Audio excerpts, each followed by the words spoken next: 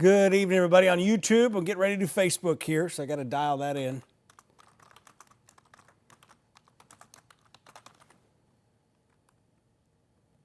So, hang tight. Got dense fog advisory out there tonight. You can kind of see the future radar. I think that's probably a little ahead of schedule. I think that's the European model they're doing that behind me. We'll get to the latest guidance here in a second.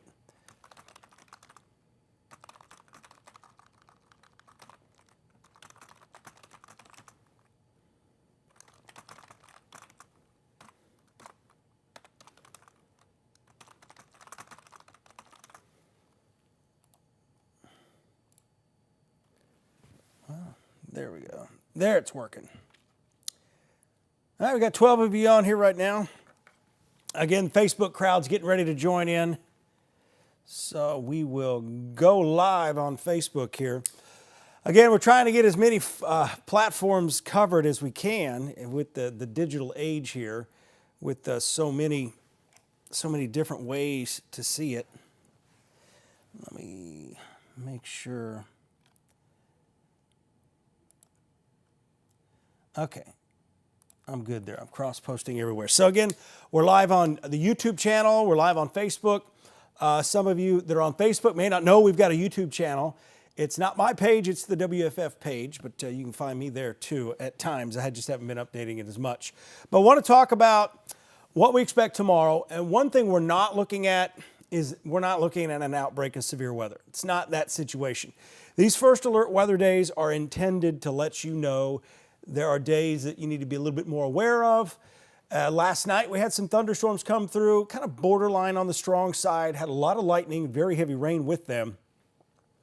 But if something like that would have happened during the daylight hours, that may have been a first alert weather day, just because tomorrow's going to have a bigger impact as more of you are going to be out and about, maybe shopping, doing about your business, picking up the kids at school. So we're going to go through the latest model guidance here, let a few more of you get on here. Check both streams here.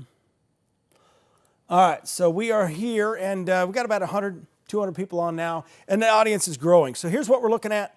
Wednesday morning into the early afternoon hours, storms developing over northwest Alabama, I'd say as early as 9 a.m., and then they're going to track east through probably 2 o'clock now. So if anything, the update here I'm going to give you, and we'll talk about this tonight at 10, is going to be in regards to an earlier arrival, and that's good news. We've got dense fog out there too, and that may be bad news for the morning commute, but that's going to help block out some of the early morning sun, so that may help keep the instability down. But right now, that instability forecast is right on the cusp of strong and briefly an isolated severe thunderstorm tomorrow. Storm Prediction Center has the area just right north of the state line under the marginal risk for severe weather. And I'm not going to be a bit surprised if overnight tonight they adjust that to the south. So as far as the impact goes, the severe weather threat's low, and I mean really low, but there's always that outside chance you get these isolated damaging wind gusts, 40, maybe 50 miles an hour. So if you've got those inflated holiday decorations out there, you may want to keep those deflated tomorrow if you go to work. Quick sip of water there. Frequent lightning, and that could lead to some power outages and also the potential for an isolated damaging wind gust. We did have some power outages this morning. I think most of those were in southeast Morgan County, and those were lightning related too. So 9 a.m. to roughly 11 a.m., and these are color-coded just on breaking these up into regions. There's really no severity increasing. One thing that may happen if the sun comes out, the line of storms may get a little bit stronger as it moves into the gold area, we'll call it. So that'll be from Haleyville to Moulton, Decatur, Huntsville, Harvest, Monrovia, Madison, Lacey Spring. You got Hartselle in here, Falkville, Eva, Gunnersville, Coleman, and all points in between up to Timms Ford Lake. So what we expect is that line will continue to drive to the east.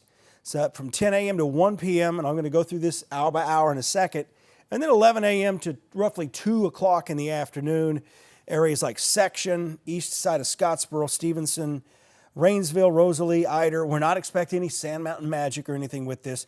There's very little wind shear at all with this. So, and the pressure really doesn't drop enough to be really concerned about a potential for strong severe weather. Here's a look at 10:30 in the morning. And what you're looking at in red, this right here is the convective available potential energy as I circle this here. And anything above 500 can lead to stronger thunderstorms. And it's going to be right along the leading edge that we may actually reach 500. The forecast guidance is actually going about 800 in some locations ahead of this. And this is just a reading of joules per kilogram. It's a measure of energy. It's basically the buoyancy of the atmosphere. How buoyant is the air? Is it more likely to rise, and how quickly will it rise? And that leads to stronger updrafts. So as you see here, as this line continues to move to the east and a bit southeast, by 11:30, the model guidance has this all now pretty much east of Decatur, east of Athens. And you can see some of these values still hanging out around 200 to 300, but don't be surprised if they get just a little bit higher than that. Behind this area, this is where you're just going to see some light to moderate rain. The winds are going to pick up out of the northwest, and no big problem there. And as we continue on, you can see this really dies out as it moves into northeast Alabama. But look at these numbers here. You see that 800 joules per kilogram? So that could fire up anywhere from Huntsville down to Coleman. So that's really what we're kind of looking at, is if we see any of this instability kind of sneak in, that's where we could have some of these stronger storms develop. So overall, not expecting a whole lot of that to take place. But again, some isolated strong thunderstorms remain possible. That's the main forecast. Next 12 hours, 56 at 10 o'clock tonight. Again, we've got that dense fog advisory. I'll speak more on that in just a second. We're talking about temperatures staying in the 60s and warming up. And this is the hour, 7 a.m. to 10 a.m. If we get that sunshine, we're going to warm back up into the mid to upper 60s perhaps. And right now there's nothing on radar. There's nothing to worry about at all. The storm chances tonight all remain well off to our northwest, and our temperatures are in the mid 50s and lower 60s out here in the shoals. I think we've really dipped into the mid 50s, and this is what's allowed the fog to start developing. You can see here on the Parkway in Huntsville, we have, I'm getting more comments here on YouTube than I am on Facebook, so that's a switch, unless I have maybe comments turned off. So the fog's out there, and that's going to be an issue overnight. And I don't know why I've got this in here. I'm going to stop. The feels like temperatures, that's not really a factor until we get into Thursday morning when the wind chill gets back down. So we get back to reality here early Thursday morning. Here's that dense fog advisory. Basically covers most of the state of Alabama. Let me check it real quick, see how far south that goes. So yeah, this goes all the way down to near Dothan. So Auburn, areas in Montgomery, Tuscaloosa under this dense fog advisory tonight. You can see how far south that goes. Lots of dense fog, and they had a lot of issues with that in Louisiana earlier today. Had that big pile up there.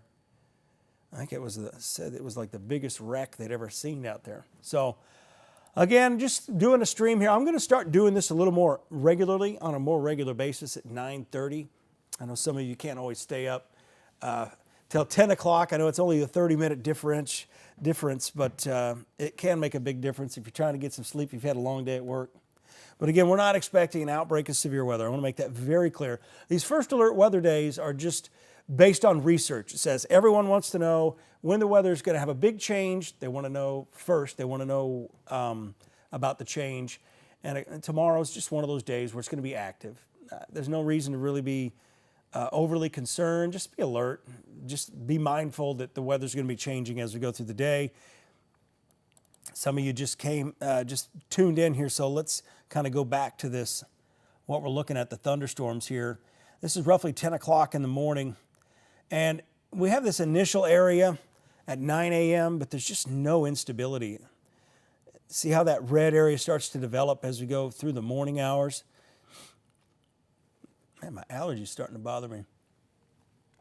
But that all starts to build and drop east-southeast. This looks like it may have just updated too. So I'll go through this a little bit slower here. This will be about 11 o'clock from Fayetteville through Athens. You can see the instability growing a little bit along that line and then continuing. The other thing that we're unsure of right now is the fact that you can get these storms that come through, what happens tonight, I'm going to go back through that in a second, but I wanted to kind of pinpoint this. There will be a line of thunderstorms to the north overnight in Tennessee that drops east-southeast. And if it has enough momentum built into it and it has enough of that forward motion, we could see a definite change in the timing to these showers and storms. So let's go back through this as we go forward here. This is about, I'll take you up to about noon. That's when this is about 11:30. You can see this is all moving into the Harvest, Monrovia, Madison area. And this is model data too. Moulton. And the instability grows a little bit out ahead of this. And it doesn't quite update minute by minute. It's more about every 30 minutes to every hour. So the line continues to move towards Guntersville. You can see how it's kind of, I don't know if I have this set to, because it looks like it's skipping. Let me do something real quick here. I'm wondering if I have it. I do have it interpolating. So again, as we're getting closer, what's happening here in the model guidance is it's going ahead in 1 hour increment. That's why it looks like it skips you in Guntersville. It's not. You see that little skip there and then another skip here? What that shows is the line is probably accelerating east-southeast as it gets farther east. I don't see much of an issue here. Let me expand the view for some of you farther south. Just kind of. So we've got the line up here to the north. This may give you a better visual. And it starts dropping east-southeast. Notice how more unstable that air is near Atlanta.